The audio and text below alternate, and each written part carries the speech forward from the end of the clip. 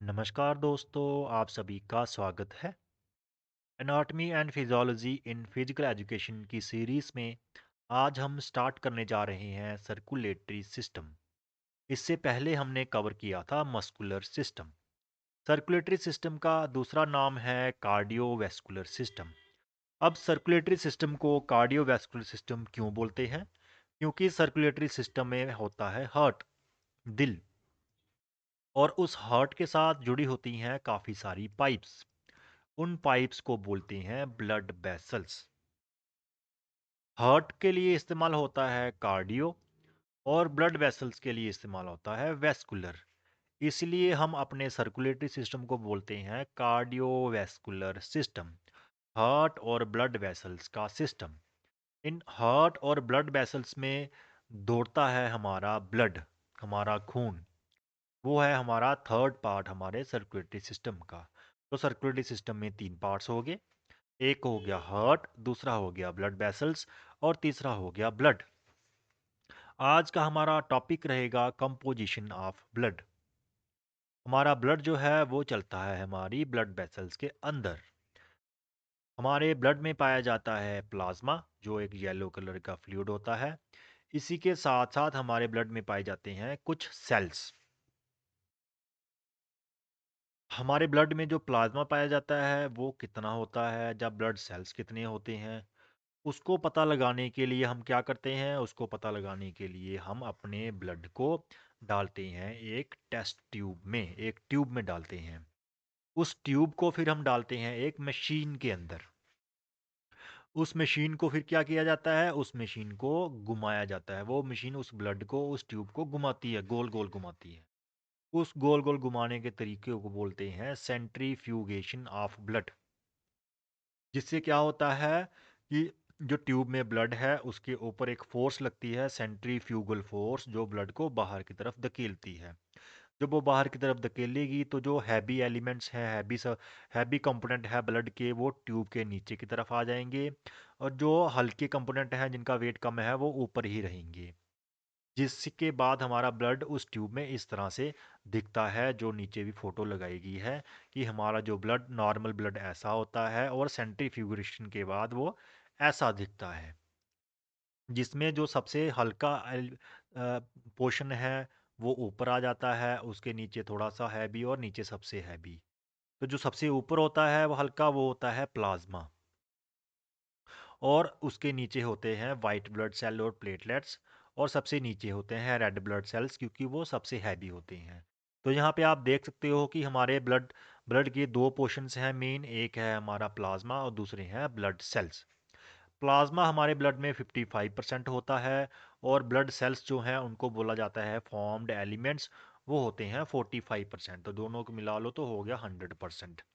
सबसे पहले हम देखेंगे कि प्लाज्मा क्या होता है और प्लाज्मा में क्या क्या पाया जाता है। अगर आप अपने ब्लड को अच्छी तरह यहाँ पे फोटो में देखो तो आपको दिख रहा है कि येलो कलर का फ्लूइड है, लिक्विड है। उसी लिक्विड को बोलते हैं प्लाज्मा। तो प्लाज्मा क्या हो गया? Plasma is a light yellow colour liquid. इस प्लाज्मा में क्या क्या पाया जाता है? इस प्लाज्मा में होता है वाटर, और साथ में होते हैं कुछ सब्सटेंसेस। सबसे पहले वाटर जो है वो 90% वाटर ही होता है, प्लाज्मा में 90% वाटर ही होता है। अगर आपके फॉर एग्जांपल हम ले रहे हैं कि आपकी बॉडी में 10 लीटर ब्लड हो, अगर इतना होता नहीं है, मान मान लिए हो, तो आपके बॉडी में 5.5 लीटर प्लाज्मा होगा। उस 5.5 लीटर में भी 90% जो है वो क्या होगा? 90% आपका वाटर ही होगा, पानी ही होगा। और जो सस्पेंडेड सब्सटेंसेस हैं वो सिर्फ 10% होंगे आपके प्लाज्मा के अंदर। उन 10% में 7% प्रोटीन्स ही होंगी सिर्फ। एल्बुमिन, ग्लोबुलिन, फाइब्रोनोजिन प्रोटीन्स होंगी। इसके साथ कुछ इलेक्ट्रोलाइट्स होंगे, जो आप खाना खाते हो वहाँ से आपको sodium, potassium ions, calcium ions मिलते हैं, जो हमारे ब्लड में जाते हैं। फिर वहाँ पे वो हमारे, जैसे कैल्शियम जो है वो मस्कुलर कंट्रैक्शन में हेल्प करते हैं, सोडियम और पोटाशियम जो है वो हमारी नर्व कंडक्शन में हेल्प करते हैं। वैसे ही आप खाना खाते हो, जो उसमें डाइजेस्टिव सिस्टम से कार्बोहाइड्रेट का ग्लूकोज बनता है, प्रोटीन के अमाइनो एसिड बनते हैं, फैट के फैटी एसिड बनते हैं। वहाँ से वो सारे ब्लड में चले जाते हैं, जो प्लाज्मा का हिस्सा होते हैं। इसी के साथ साथ आप सांस लेते हैं तो आपकी जो ऑक्सीजन है वो ब्लड में चली जाती है, वो प्लाज्मा का हिस्सा होती है। कार्बन डाइऑक्साइड बनती है जो हमारे सेल्स में, वो प्लाज्मा का हिस्सा होती है, साथ में नाइट्रोजन। और हमारे सेल्स में जो वेस्ट प्रोडक्ट बनते हैं जैसे यूरिया और क्रिएटिनाइन, वो भी प्लाज्मा का हिस्सा होते हैं। लास्ट में हमारे जो एंडोक्राइन ग्लैंड्स हैं वो हार्मोन्स को सिक्रिएट करते हैं। वो हार्मोन्स भी हमारे ब्लड प्लाज्मा में पाए जाते हैं, जो हमारे सस्पेंडेड सब्सटेंसेस है 10% में पाए जाते हैं। तो ये हो गया हमारा प्लाज्मा, जिसमें अब मैक्सिमम जो है वाटर ही है, अप्रॉक्सीमेट 90%, 7% प्रोटीन्स हैं, और उसके बाद 3% जो 1 से 3% जो है वो हमारे बाकी सब्सटेंसेस हैं जो हमने आपको बताया। तो ये होगी बात प्लाज्मा की। अब प्लाज्मा के साथ साथ हमारे ब्लड में क्या है, एक तो प्लाज्मा है जो फ्लूइड है, और उस फ्लूइड में होते हैं काफ़ी सारे सेल्स। 3 तरह के मेजर सेल्स होते हैं।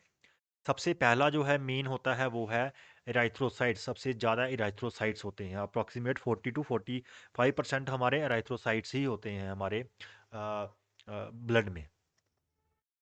इराइथ्रो एक ग्रीक वर्ड है, ग्रीक लैंग्वेज का शब्द है इराइथ्रो, जिसका मतलब होता है रेड। इसीलिए इराइथ्रोसाइट्स को हम क्या बोलते हैं, रेड ब्लड सेल्स, क्योंकि साइट्स का मतलब होता है सेल, रेड सेल। तो रेड ब्लड के सेल हैं तो इसलिए बोला जाता है रेड ब्लड सेल, जिसको आप बोलते हो आरबीसी। इराइथ्रोसाइट्स को ही आरबीसी बोला जाता है क्योंकि इराइथ्रो का मतलब ही रेड होता है। ये इराइथ्रोसाइट्स कैसे होते हैं, इराइथ्रोसाइट्स टाइनी बाई कनकेव डिस्क होती है, यहाँ पे देखो ये रेड कलर के हैं और बाई कनकेव हैं, सेंटर से पतले हैं, साइडों से मोटे हैं, इसको बोलते हैं कनकेव।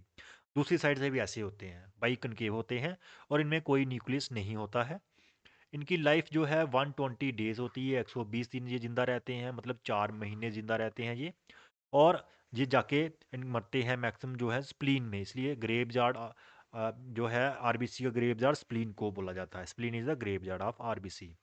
अब आरबीसी का काम क्या है, आरबीसी का मेन काम होता है ऑक्सीजन को ट्रांसपोर्ट करना। वो ऑक्सीजन को लंग्स से पकड़ता है और बॉडी के सेल्स के पास पहुंचाता है।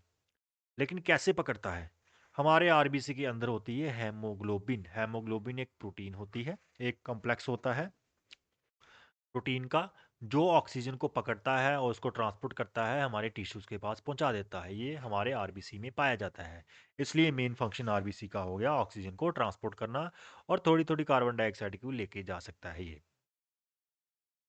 तो दो पार्ट्स हो गए हमारे ब्लड के, प्लाज्मा भी देख लिया हमने, आरबीसी के बारे में भी देख लिया जिसको इराइथ्रोसाइट्स बोलते हैं। तीसरा है हमारा ल्यूकोसाइट्स। अब जैसे इराइथ्रो का मतलब था रेड, वैसे ही ल्यूको का मतलब होता है वाइट। साइट्स का मतलब सेल, इसलिए ल्यूकोसाइट्स को बोलते हैं white blood cell. White blood cells जो हैं वो हमारी बॉडी में 5 तरह के हैं, 1 2 3 4 5। 5 तरह के वाइट ब्लड सेल्स हमारी बॉडी में पाए जाते हैं। एक है मोनोसाइट, एक है एसिनोफिल, बेसोफिल, न्यूट्रोफिल और लिम्फोसाइट्स। ये इनके नाम यहाँ पे लिखे भी हुए हैं। ये पांच के पांच सेल जो हैं, उनका काम होता है हमारी बॉडी में इन्फेक्शन से लड़ना, जैसे पैरासाइट की इन्फेक्शंस हो गए, एलर्जिक रिएक्शंस होगी, उनके अगेंस्ट काम करना। हमारे जो फॉरेन इन्वेडर्स होते हैं हमारी बॉडी में, जैसे बैक्टीरिया या फंगाई आ जाएं तो उनके अगेंस्ट फाइट करना।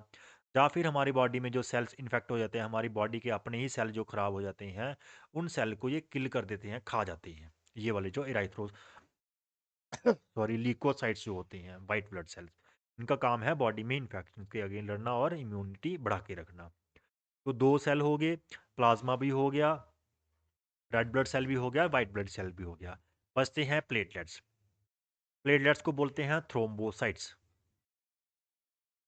थ्रोम्बोसाइट्स जो है उनकी शेप होती है प्लेट्स की तरह, थोड़ी डिस्क की तरह होते हैं। यहाँ पे नहीं दिख रहा है, 3D नहीं है, 2D पिक्चर है।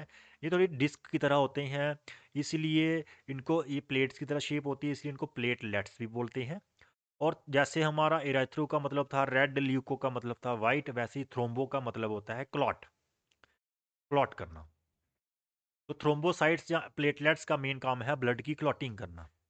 ब्लड की क्लॉटिंग कैसे करते हैं ये, हमारे जब भी हमारा जो ब्लड वेसल है, हमारा ब्लड कहाँ चलता है, ब्लड वेसल के अंदर ही चलता रहता है, बाहर कभी नहीं आता है। मतलब ब्लड वेसल जो है वो टूटी फूटी नहीं होती है, बिल्कुल बंद होती है। तो वहाँ से अगर हमारी ब्लड वेसल टूट जाए तो ब्लड बाहर आना शुरू कर देगा। जब ब्लड बाहर आना शुरू होगा तो हमें नुकसान हो जाएगा। अब इसको कैसे जोड़ना है, इस इसको जोड़ने के लिए हमारे ब्लड में ही सेल्स होते हैं जिनको प्लेटलेट्स बोलते हैं या थ्रोम्बोसाइट्स बोलते हैं। वो क्या करते हैं, वो एक क्लॉट बना देते हैं। ठीक है, क्लॉट वो एक्टिवेट होके क्लॉट बना देते हैं, साथ में फिब्रिन स्टैंड्स आते हैं, वो मिलके वहाँ पे उस क्लॉट को और स्ट्रॉन्ग कर देते हैं, जिससे हमारी ब्लड वेसल बंद हो जाती है। तो हमारे थ्रोम्बोसाइट्स का क्या क्या काम हो गया, ब्लड क्लॉटिंग में हेल्प करना। तो ये तीन तरह के हमारी बॉडी में सेल हो गए। एक हो गया रेड ब्लड सेल, जिसका काम होता है ऑक्सीजन को ट्रांसपोर्ट करना। एक हो गए आपके वाइट ब्लड सेल्स, जिनका काम है हमारे इन्फेक्शंस के अगेंस्ट काम करना। और तीसरा है प्लेटलेट्स, जो हमारे बॉडी में ब्लड क्लॉटिंग में हेल्प करती हैं। तीन तरह के सेल्स होते हैं हमारे बॉडी में, हमारे ब्लड में, जिनको फॉर्म्ड एलिमेंट बोलते हैं, और साथ में प्लाज्मा होता है 55%।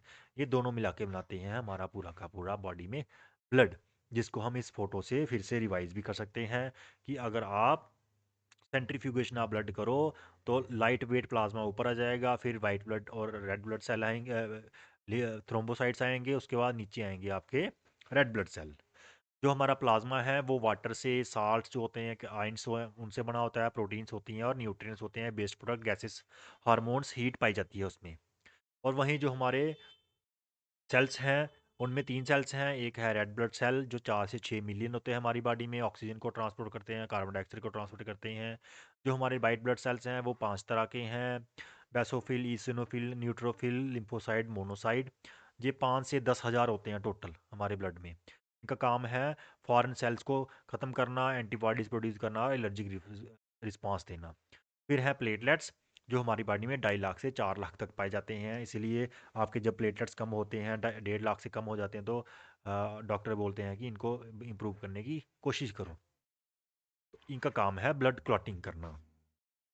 तो इस तरह से हमारा जो सर्कुलेटरी सिस्टम है, जहाँ हमारा जो कार्डियोवैस्कुलर सिस्टम है, उसका एक पोर्शन, हमारा ब्लड वाला पोर्शन आज कंप्लीट हो गया, जिसमें हमने देखा components of blood. Next video में हम कवर करेंगे ब्लड वेसल्स को, कौन कौन सी टाइप्स की ब्लड वेसल्स होती हैं, उनका स्ट्रक्चर क्या होता है। उसके बाद फिर हम हार्ट पे आएंगे। चलिए मिलते हैं नेक्स्ट वीडियो में with the topic blood vessels. Till then take care, goodbye, thank you.